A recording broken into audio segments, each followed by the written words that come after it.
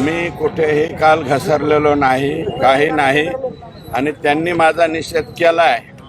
तर मला असं वाटतं त्यांनी माझं जे कालचं स्टेटमेंट आहे SP ऑफिसच्या समोरचं ते पुन्हा एकदा रिवाइज करून पाहावं.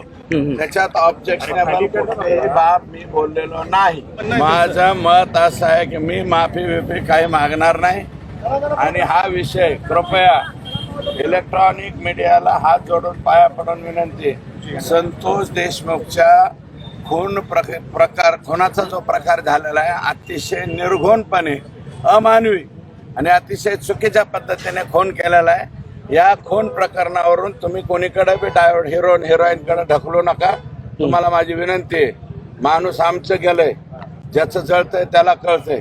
लेकरं बाळा बघितलं नाही का तुम्ही एवढले डायव्हर्ट करीत असेल, कोणाचे त्यांचे आणि कोणाचे संबंध आहेत, वैयक्तिक मैत्री असेल, मी संबंध नाही म्हणत, संबंध शब्द परत घेतो.